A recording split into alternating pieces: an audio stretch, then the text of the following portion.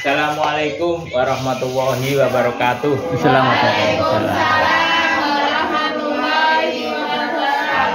Alhamdulillahirrabbilalamin. Assalatu wassalamu ala asrofil anbiya'i wa mursalin Sayyidina wa maulana Muhammadin wa ala alihi wa sahbihi ajmain, amma ba'du. Ibu bapak yang dirahmati Allah, marilah di dalam kesempatan yang berbahagia ini kita selalu senantiasa mengucapkan puja dan puji syukur kehadirat Allah Subhanahu wa taala, bahwasanya pada malam hari ini kita bisa berkumpul dalam suatu suasana yang sangat luar biasa, yang sangat cerah, yang sangat hebat. Artinya untuk malam hari ini kita masih diberi kesempatan yang paling luar biasa, adalah kesempatan hidup. Nah, ini yang luar biasa. Alhamdulillah kita semua masih diberikan hidup. Untuk itu insya Allah kita tidak lupa atau kita tidak melepaskan apa yang kita menjadikan tanggung jawab dari Bapak Ibu semua untuk menjadi ibu-ibu yang berani, gitu. Kenapa? Karena kita semua adalah UMKM. Sampai acara seperti ini pun kita masih bisa berjualan. Ya, berjualan apa tidak ini? Ini berjualan apa tidak? Enggak. Nah, ini hebatnya di situ. Karena UMKM dimanapun berada, kita tetap menjual seperti ini, ya. Ada lombok. Dan mudah-mudahan besok kalau memang Pak Anwar Hafid bisa jadi gubernur, kita doa kita semua UMKM kita akan lebih maju lagi, kita tingkatkan lebih maju lagi, gitu.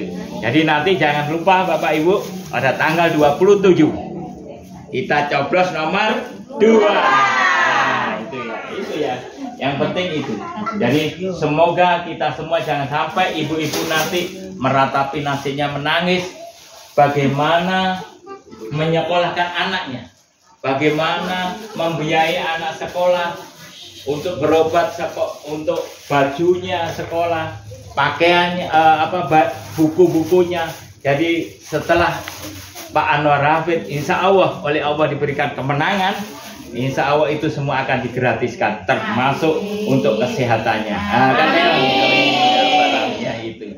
Masih sehat Bu? Masih semangat Bu? Nah, Bapak masih semangat ya Pak ya? Kantongnya Pak, kantongnya. Dompetnya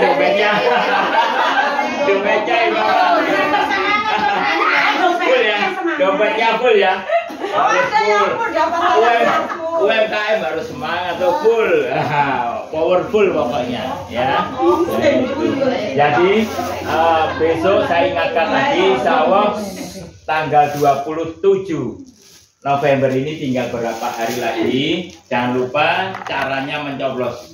Dari nyoblos nanti pertama dibuka, nomor 2 ditusuk, nomor 3 ditutup lagi, keempat dimasukkan di kotak suaranya. Sudah, itu aja. Dan yang penting nggak usah dilihat-lihat, nggak usah dibaca namanya, pokoknya ada ceweknya dicoblos saja.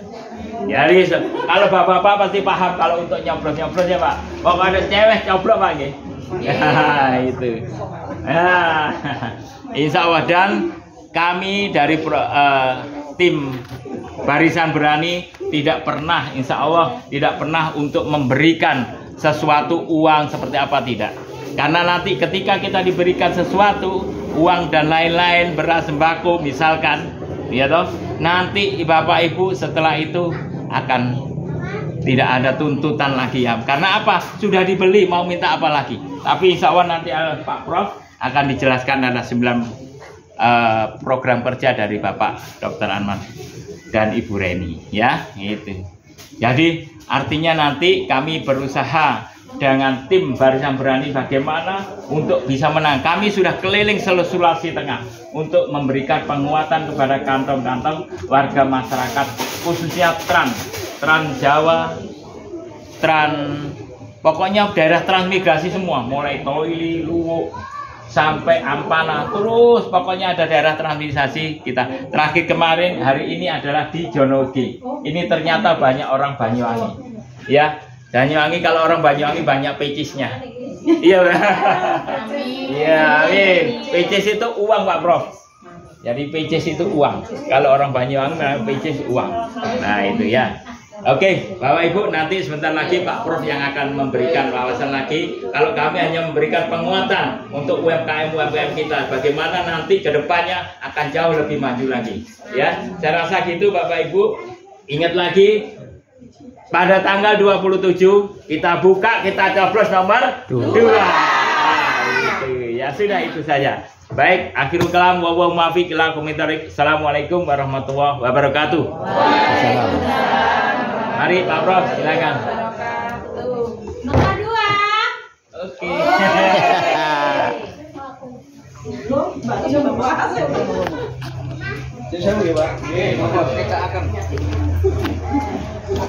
Nggak bisa dibuka ini, sangat. Oh, Ya, sini aja ya. Kurang dikit. Bismillahirrahmanirrahim. Assalamualaikum warahmatullahi wabarakatuh. salam. Selamat malam, salam sejahtera untuk kita sekalian. Om Swastiastu, Namo Buddhaya, salam kebajikan, salam Pancasila. Yang saya hormati Bapak Tuan Rumah, Pak RT ya, Pak RT. Terima kasih Bapak telah memberikan ruang kesempatan kepada kami tim dari Barisan Berani. Tim Barisan Berani ini adalah salah satu relawan untuk pemenangan kandidat gubernur Bapak Dr. Haji Anwar Hafid bersama Ibu Dr. Reni Lamajido, yang mana Barisan Berani ini adalah salah satu tim relawan yang ditunjuk langsung oleh beliau berdua kandidat dan di SK-kan langsung oleh kandidat calon gubernur dan wakil gubernur. Kalau relawan yang lainnya kurang lebih hampir sekitar 100 relawan itu yang SK-kan adalah dari tim ketua pemenangan koalisi. Tapi kalau tim Barisan Berani memang ditunjuk langsung dan di SK-kan langsung, bahkan dinotariskan. Kenapa demikian Bapak Ibu sekalian? Karena kita di dalam mengawal sekaligus memberikan pencerahan terhadap program yang akan dijalankan kandidat gubernur maupun wakil gubernur 5 tahun ke depan. Intinya adalah jangan sampai masyarakat tidak tahu seperti apa programnya. Jangan sampai nantinya pada tanggal 27 November Bapak Ibu beli cacing dalam karung. Ya, karena apa? Apapun yang sudah terprogram, kurang lebih hampir 9 program yang dicantumkan dalam pemaparan visi misinya kandidat 02 ini adalah harus diketahui oleh khalayak seluruh masyarakat yang ada di Sulawesi Tengah. Ya, itu pertama. Yang kedua, tentu Bapak Ibu sekalian di dalam menentukan pilihan tentu juga harus menggunakan akal yang cerdas, rasio yang cerdas. Kenapa saya katakan demikian Bapak Ibu sekalian? Karena kita mempercayai calon gubernur, wakil gubernur betul-betul pemimpin yang kedepannya bisa menjadi sandaran, yang bisa menjadi pengayom, yang bisa menjadi membawa Sulawesi Tengah menjadi maju, yang kemudian yang komitmen terhadap masyarakatnya. Olehnya itu, Barisan Berani orang yang nomor 1 nantinya yang ikut mengawal di dalam program yang akan dijalankan oleh kandidat gubernur dan wakil gubernur, khususnya adalah yang nomor 2. Baik, kami akan coba yaitu pemaparan pertama dulu yang sudah ada di dalam program. Mungkin nggak ada ya program yang dikasihkan Pak ya? Nggak ada ya? Ya, jadi kalau nggak ada langsung bahwa Bapak Anwar Habib beserta Ibu Reni di dalam membuat program, 9 program itu adalah dasar yang paling utama karena kelanjutan yang pernah dijalankan selama kurang lebih 10 tahun menjabat bupati yang ada di Morowali. Jadi bukan bim salabim, ya, bukan karena dadakan seketika dalam 9 program itu dibuat, tidak, adalah kelanjutan yang pernah berhasil. Ya, 10 tahun beliau menjadi bupati di Morowali. Alhamdulillah semua masyarakat yang ada di sana cukup lumayan. Artinya kesejahteraannya diperhatikan, apakah itu pendidikan, kesehatan, dan yang lain-lainnya. Ini yang saya ketahui sama beliaunya. Saya pun juga tidak gampang masuk dalam lingkaran beliau karena saya juga harus pelajari dulu apa sih sebenarnya, seperti apa sih beliau ini. Nah, setelah kami timbang, kami renungkan, kami analisa, kaji, akhirnya saya putuskan bergabung di dalam Barisan Berani. Tadi saya katakan pertama dan utama adalah terkait dengan masalah berani, cerdas. Kalau kita bilang cerdas, berarti di sini terkait dengan masalah peningkatan mutu sumber daya manusianya, yaitu SDM-nya. Apapun yang dikatakan Sulawesi Tengah ini kaya raya dengan sumber daya alam yang melimpah, tetapi mohon maaf, seketika SDM-nya kita masih di bawah standar. Artinya kita hanya jadi penonton. Seperti itu yang terjadi. Nah, kita lihat sendiri saat ini ya, di Morowali itu kan sudah banyak perusahaan-perusahaan asing, perusahaan yang notabene investornya itu dari luar negeri semua. Bahkan yang tenaga kerja yang ada di sana pun hampir 25% itu hanya putra-putri kita yang ada di Sulawesi Tengah. 75%-nya adalah diisi pertama ya tentu yang punya duit, yang punya modal dari negara Cina. Yang kedua, tentu diisi orang-orang yang profesional, yang punya kapasitas, yang punya skill sesuai dengan perusahaan yang sudah jalan saat ini. Nah, inilah yang menjadi beliau bahwa yang pertama membuka, yang mengizinkan perusahaan di Morowali ini adalah tidak terlepas dari tangannya Pak Anwar. Sehingga beliau sangat prihatin dan berpikir bagaimana masyarakat Sulawesi Tengah ini ke depan bukan lagi jadi penonton tapi ikut terlibat secara nyata yang bisa memberikan penghasilan, khususnya adalah anak-anak dan regenerasi yang ada di Sulawesi Tengah. Di dalam berani cerdas Bapak Ibu, ini ada dua kategori, ada dua hal. Yang pertama yaitu cerdas dalam arti yang non formal. Apa yang non formal di sini yang saya maksudkan tadi sudah saya singgung terkait dengan masalah perusahaan yang sudah berjalan di sana, yang sudah mendapatkan katakanlah hasil bumi kita yang ada di Sulawesi Tengah sudah bisa dibawa ke luar negeri. Tapi semua juga ada aturannya. Cuma yang kita sayangkan adalah tenaga kerja tadi itu. Olehnya itu, seketika nanti beliau akan dipilih, diberikan amanat kepada masyarakat Sulawesi Tengah. Yang pertama terkait dengan pekerjaan yang tamat SMA, yang tidak mau kuliah, maka akan buat lembaga latihan kerja standar internasional.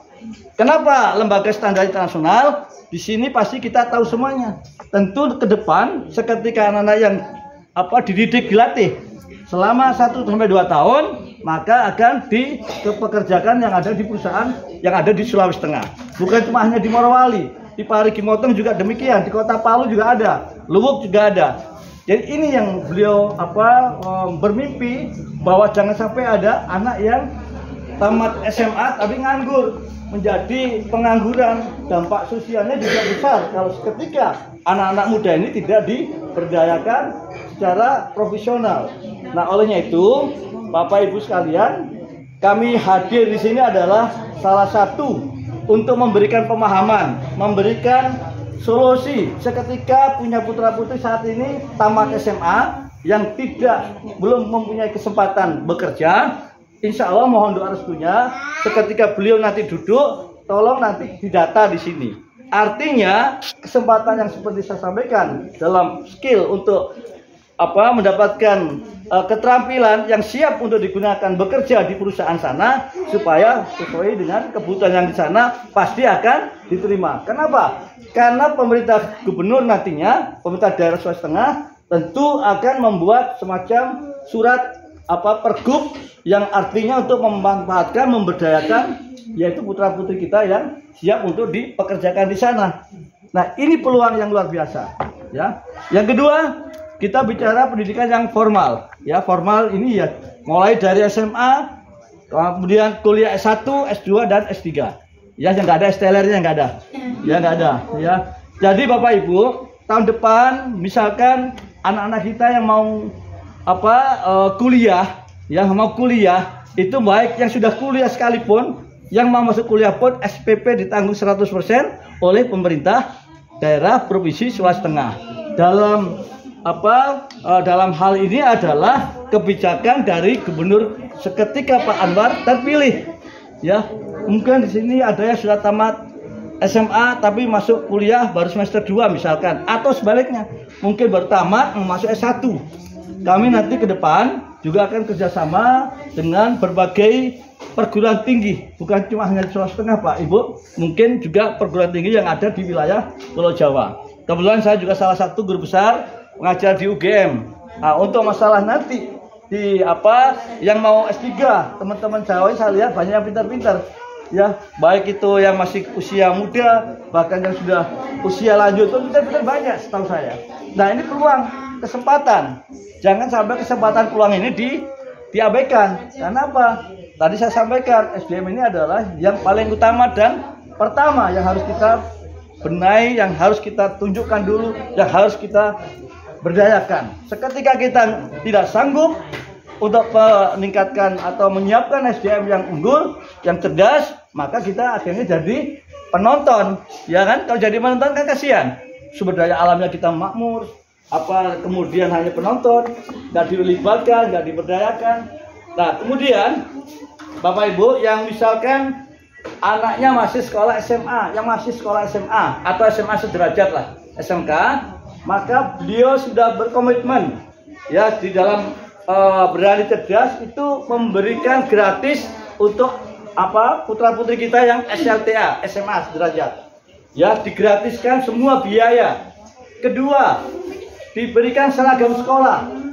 Ya, jadi nanti Bapak Ibu yang anaknya mungkin sekarang SMP kelas 3 masuk di SMA apapun, SMA negeri maupun swasta tidak ada bedanya, maka pemerintah Provinsi Sulawesi Tengah di bawah pimpinan Pak Anwar akan menyiapkan dan membebaskan namanya SPP dan pakaian seragam sekolah. Begitu juga masalah yang tadi yang saya sampaikan, masalah S1 ya, mungkin juga apa yang sudah masuk S1 mau S2, silahkan kesempatan. Mudah-mudahan saya juga masih dipercaya ke depan oleh Pak Anwar untuk mengelola masalah pendidikan.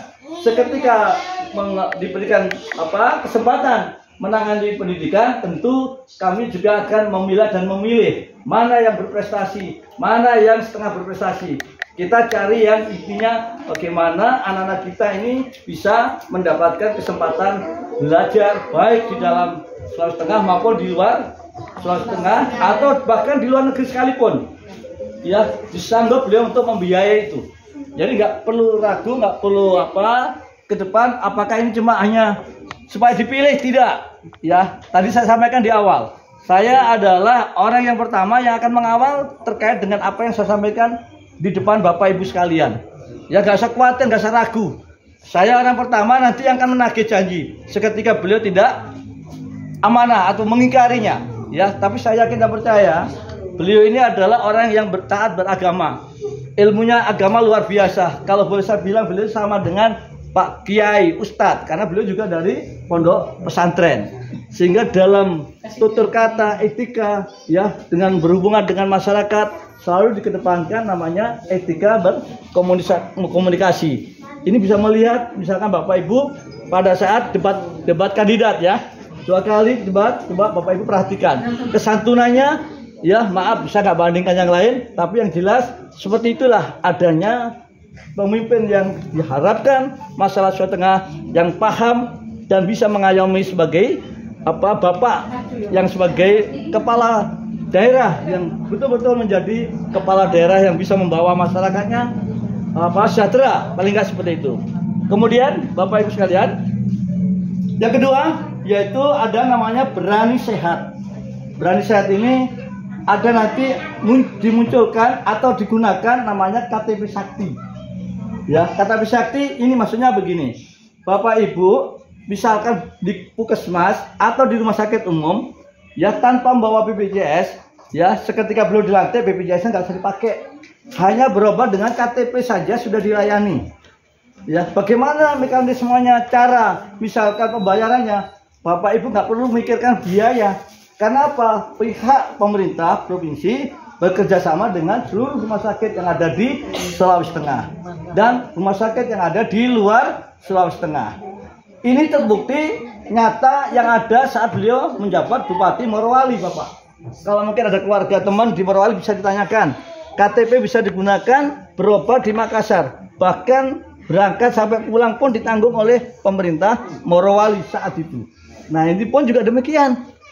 Seketika Bapak Ibu berobat di Jawa, Surabaya misalkan, atau di Makassar, semua ditanggung oleh pemerintah Provinsi Sulawesi Tengah. Nah, ini yang nyata, yang real. Jadi saya sampaikan juga hal ini adalah bagian yang pernah yang dilaksanakan beliau menjadi bupati yang ada di Morowali selama 10 tahun. Jadi selama 10 tahun masyarakat Morowali itu dimanjakan dengan berbagai hal yang positif. Satu, kesehatannya luar biasa, berobat dimanapun.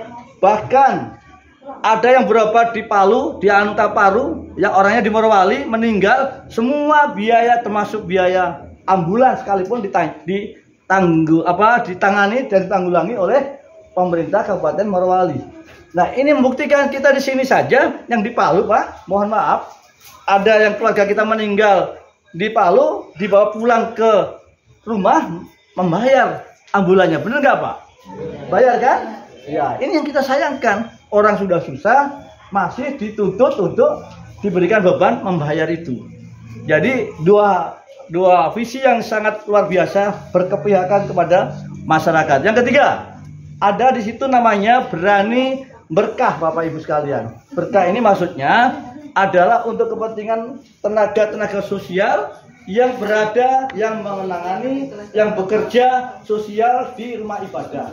Apakah itu namanya imam, apakah tamir masjid, apakah yang sekarang ini yang memandikan jenazah, misalkan cara pegawai saranya, ini akan diberikan honor, diberikan kompensasi, diberikan gaji.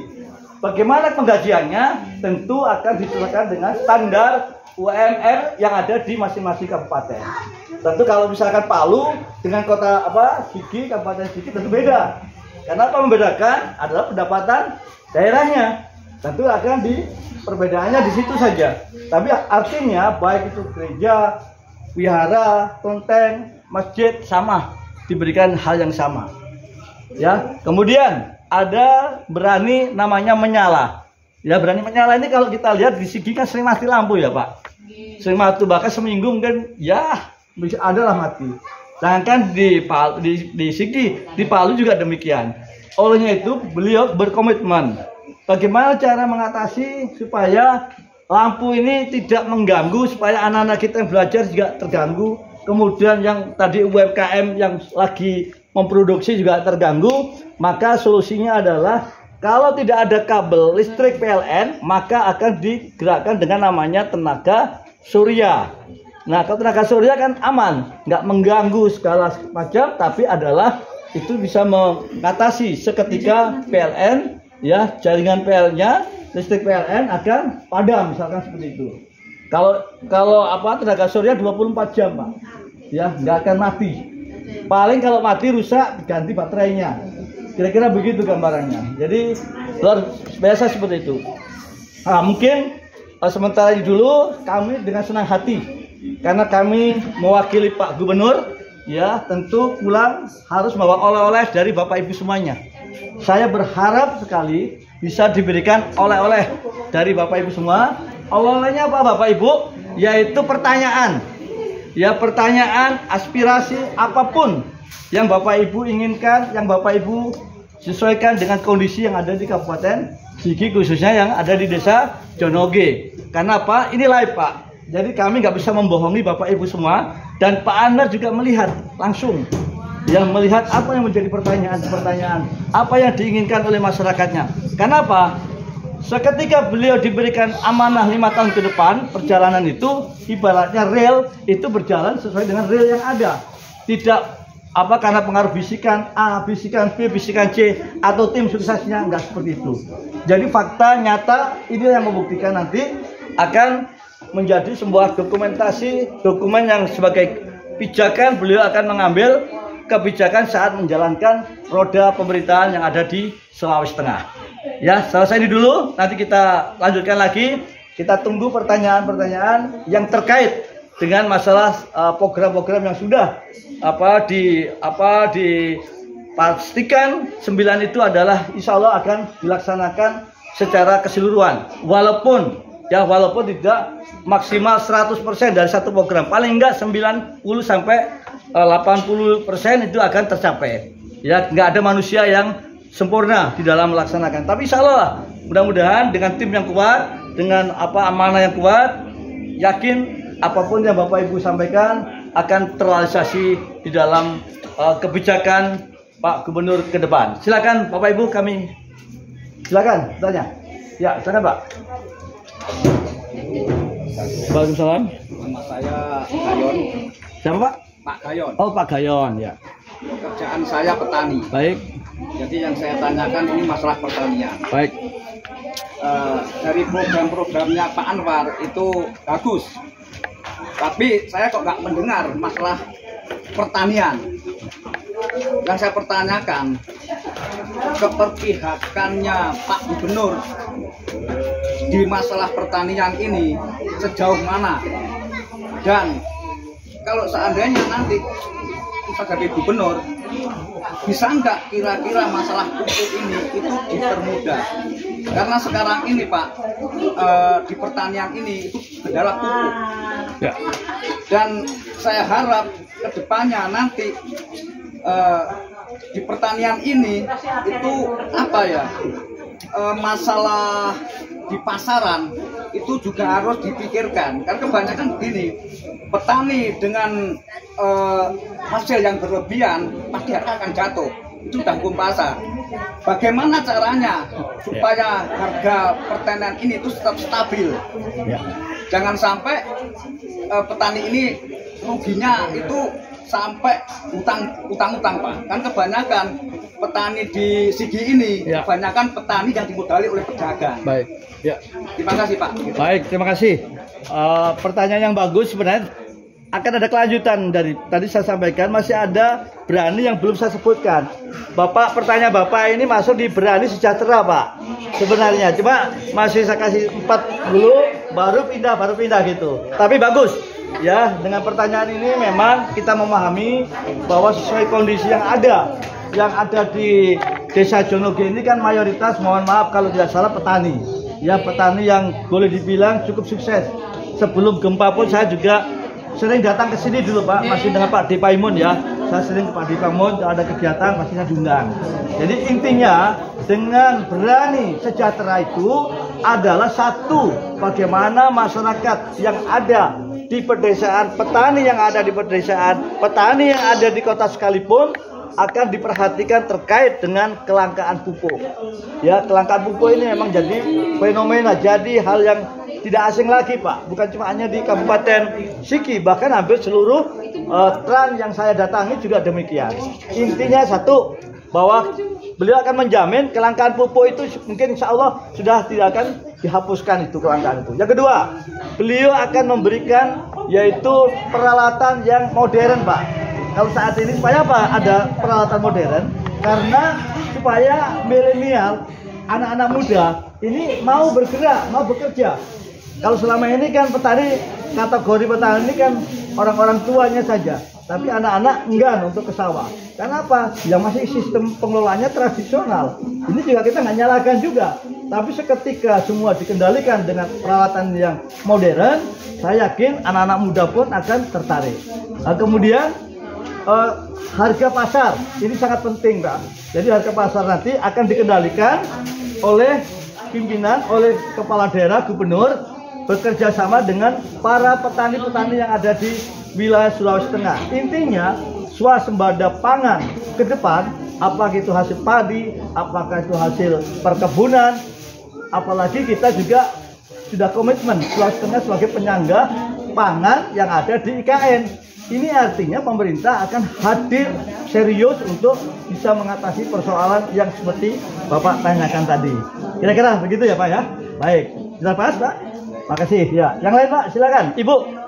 Ya, silakan Bu. Oh, boleh berdiri nggak apa-apa Bu. Saya lihat dari sini. Ya. Yang penting bisa shooting Bu. Ya. Permisi Bu ya. Iya, silakan. Terima kasih Pak.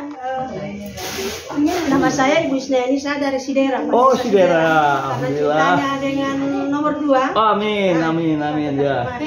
Saya tertarik dengan tadi yang namanya pendidikan. Baik. Dan Ya.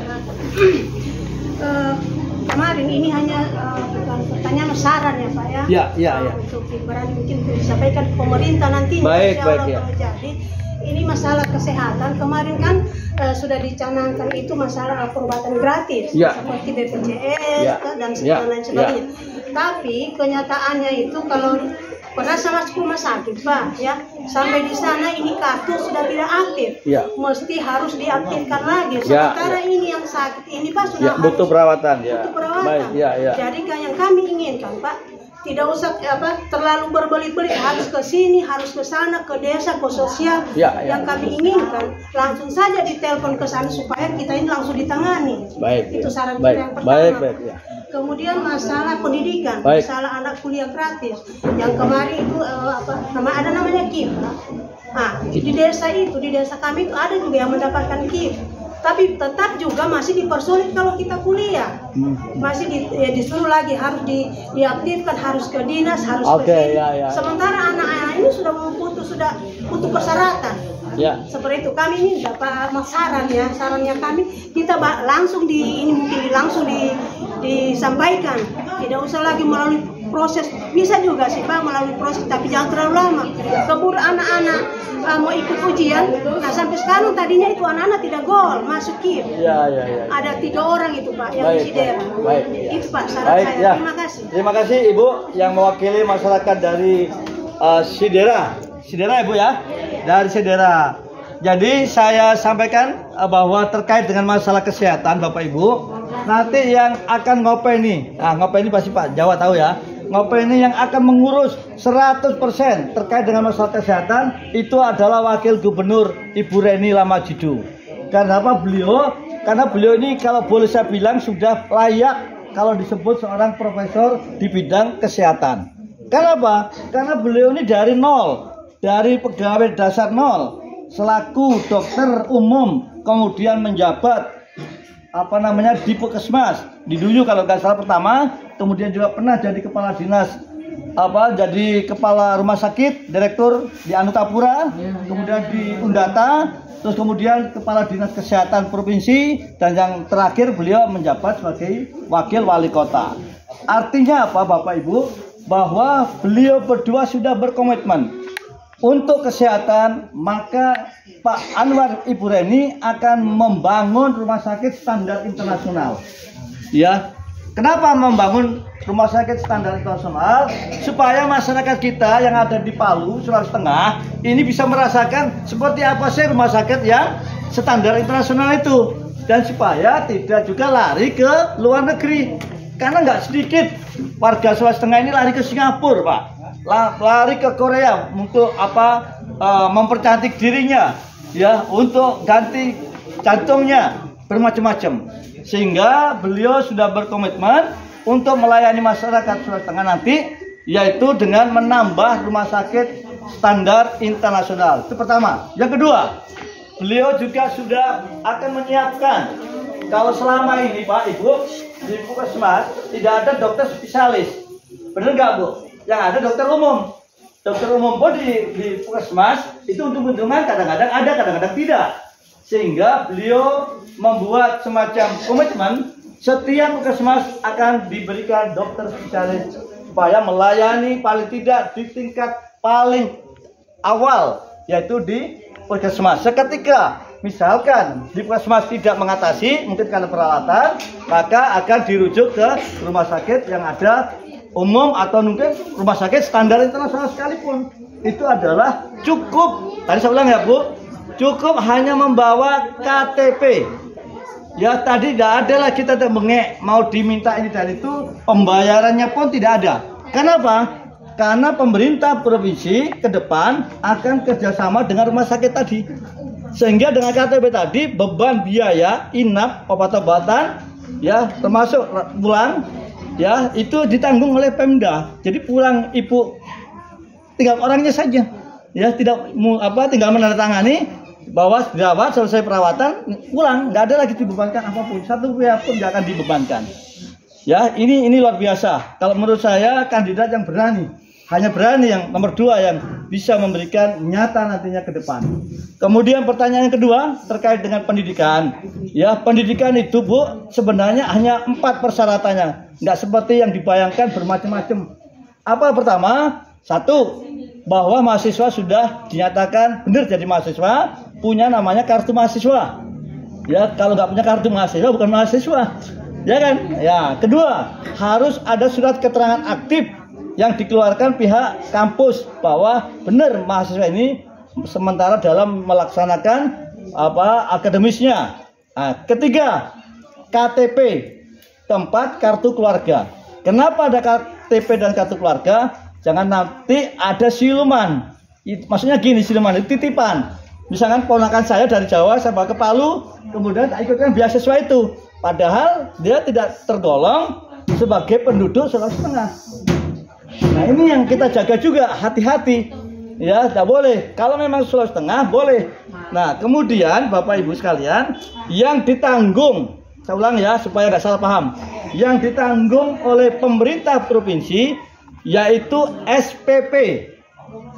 Ya, SPP itu biaya pendidikan.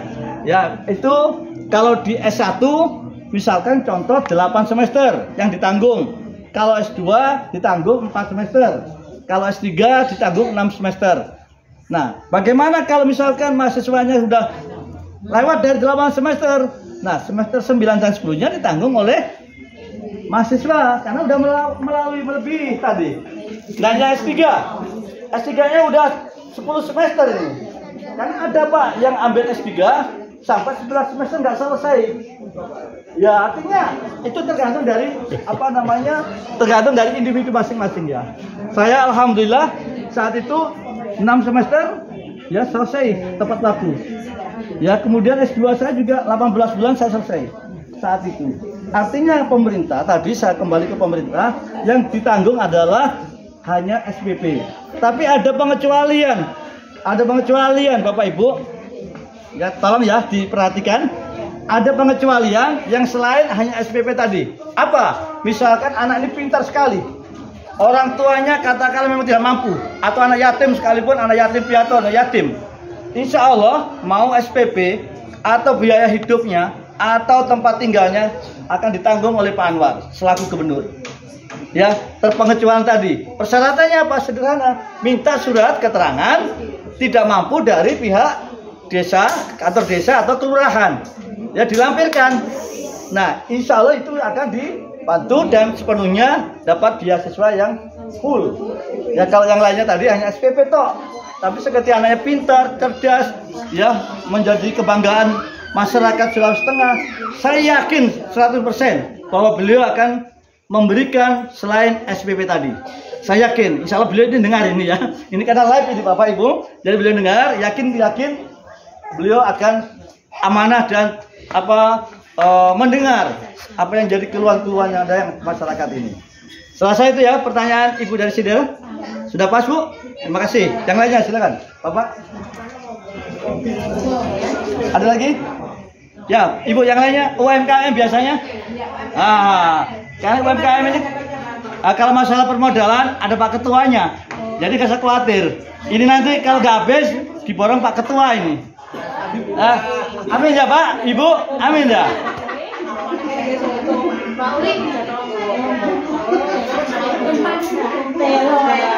Ada lagi Pak, Ibu? Oh iya, silakan. Masalah masyarakatan Pak. Ya. Di Jono Oge sini kan ya orang muslim kan minoritas. Orang muslim? Minoritas. Oh, minoritas ya. Baik. Artinya gini, di sini itu kalau di tempat makam itu jauh Pak. Seandainya insya Allah Pak Anwar jadi, ya harapan kami warga muslim di sini kalau bisa itu ada bantuan lah berupa ambulan. Oh ya. Artinya supaya apa? Supaya kita itu untuk melayani masyarakat muslim di sini ke rumah sakit atau ke makam itu lebih mudah Pak. Terima kasih saja Pak. Tolong sampaikan dengan Pak Anwar. Baik, ya. Baik, itu aja Pak. Oke, ya terima kasih. Itu sebenarnya salah satu masuk di dalam kategori cuma berani berkah tadi. Salah satunya masuk di poin di berani berkah. Karena itu juga akan dipikirkan bagi memang kita juga melihat sendiri Pak yang ada di tran-tran itu membawa jenazah itu sampai 5 kilo, 7 kilo dipikul. Nah itu juga jadi pemikiran.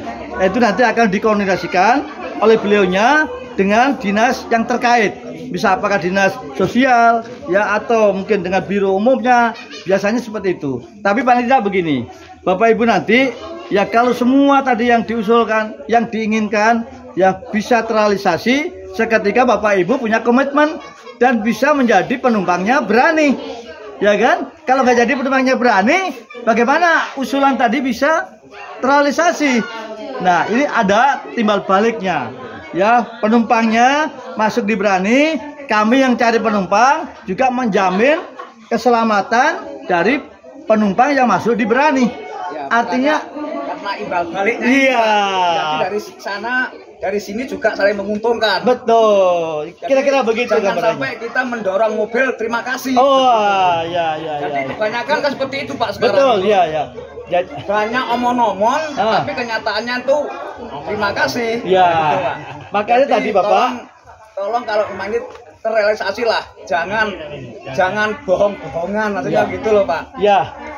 Jadi tadi di awal sudah saya berikan penguatan. Di awal sudah saya sampaikan bahwa kami selaku yang ditunjuk sebagai relawan berani yang punya kekuatan fondasi hukum yang kuat, Pak. Di SKK ditandatangani kedua belah pihak dan kami notariskan. Artinya apa? Anggaplah saya dengan teman-teman ini kondekturnya, Bapak penumpangnya, drivernya Pak Anwar sama Ibu Reni. Nah, seketika penumpangku mau kencing berhenti, tentu saya tunggu dulu kencing sampai berhentinya. Tidak saya tinggalkan. Nah, kalau ditinggalkan berarti omon-omon, ya kan? Nah, jadi kita kawal Pak, kita kawal sampai tuntas, sampai masa jabatan beliau selesai. Apa yang menjadi program, apa yang jadi aspirasi tadi ada terrealisasi semuanya. Ini kita harapkan. Sepanjang Bapak Ibu komitmen, ya apapun yang kita omongkan malam ini, usulan, kalau Bapak Ibu milih yang lain, ya mohon maaf, sirna semuanya. Nah, komitmennya apa? Ayo kita, nggak ada Pak Ibu, misalkan punya program seperti ini.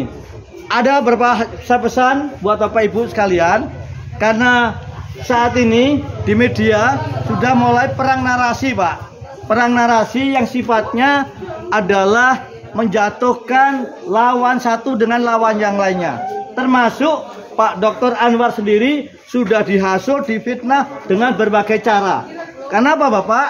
Karena Pak Anwar saat ini dalam survei, hasil survei LSI yang kredibel, yang betul-betul survei yang nasional, beliau luar biasa di atas. Tapi kita nggak boleh bangga, kita nggak boleh sombong, karena ini adalah instruksi dari beliaunya. Semua relawan, semua pendukungnya nggak boleh sombong, walaupun kita tinggi hasil survei yang dilakukan oleh LSI. Yang kedua, saya pesan Bapak Ibu, ya di tanggal 27 subuh biasanya ada Mas Fajar datang. Bener nggak Pak? Ya, banyak ada Mas Fajar datang. Ya, di sana udah nyiapkan miliaran untuk beli sembako, ya untuk dibagikan. Tapi kalau itu ada, Bapak Ibu terima, ya duitnya terima, sembakonya terima, tapi jangan pilih orangnya. Kenapa? Seketika orang sudah buang duit, membuang sembako, maka satu yang dipikirkan adalah uang saya harus kembali. Yang program-program seperti yang kita lakukan ini Pak, itu udah nggak dipikirkan lagi. Tapi beda dengan kandidat 02. Kenapa? Beliau memang tidak mau seperti itu. Ingin betul-betul apa yang keinginan rakyat. Kemudian beliau juga ingin menjadi pemimpin yang amanah. Maka dihindari persoalan yang terkait dengan membagi-bagikan uang atau sembako. Jadi kalau Bapak Ibu ada yang datang, misalkan ya diberi minyak goreng, beras, uang 500.000. Misalkan bilang tolong pilih nomor ini. Ibu bilang aja sederhana, insya Allah saya pilih. Kalau ibu nggak pilih kan nggak dosa, ya kan sudah insya Allah tadi, ya kan. Pilih yang ibu hati ibu yang seret, yang bisa membawa Sulawesi Tengah ini maju selama 5 tahun ke depan. Nah kira-kira ini yang saya pesan. Kemudian yang 3 pesan saya adalah di tanggal 27 ya itu adalah penentuan nasib masyarakat Sulawesi Tengah mau dibawa kemana oleh kandidat-kandidat yang ada di Sulawesi Tengah, 3 kandidat ini. Saya yakin dan percaya Ibu sudah melihat secara nyata dalam debat pilkada, dua debat, tinggal 1 kali lagi debat. tentu Bapak Ibu tolong debat ketiga diperhatikan. Kualitas apa yang disampaikan, kualitas pada orang yang membawa dalam perdebatan itu terutama adalah etika. Ya, pemimpin harus punya etika. Seketika pemimpin yang nggak punya etika, yang mengabaikan etika, ya saya yakin nggak bisa akan membawa Bapak Ibu untuk 5 tahun ke depan akan sukses. Saya yakin. Ya, karena apa? Etika ini penting. Ya, harus kita sama-sama menjaga etika, baik kandidat maupun masyarakatnya juga demikian. Selasa ini yang kami bisa sampaikan. Ada yang tanya, kasih kesempatan lagi. Kalau nggak ada, sudah cukup jelas. Nah, untuk membuktikan semua ini Pak, tentu saya mohon dengan sangat bahwa Desa Jonogi benar-benar komitmen, benar-benar mendukung dan mencoblos yaitu pasangan 02. Maka kami butuhkan nama deklarasi Pak. Kan ini adalah bagian untuk pembuktian apa yang sudah kami sampaikan tadi, termasuk keinginan aspirasi masyarakat Desa Jonogi. Boleh ya Pak deklarasi ya? Boleh. Ibu siap? Siap. Oke. Baik Pak. Di luar aja Bu, di sini Bu. Terima kasih. Kalau ada kurang lebihnya saya mohon maaf. Insya Allah amanah aspirasi yang saya terima tadi akan saya teruskan kepada kandidat yang Pak Anwar maupun Ibu Rani. Wassalamualaikum warahmatullahi wabarakatuh. Berani? Berani? Iya. Pilih nomor? 2. Iya, oke. Pol 2, pol. Jangan nanya pol.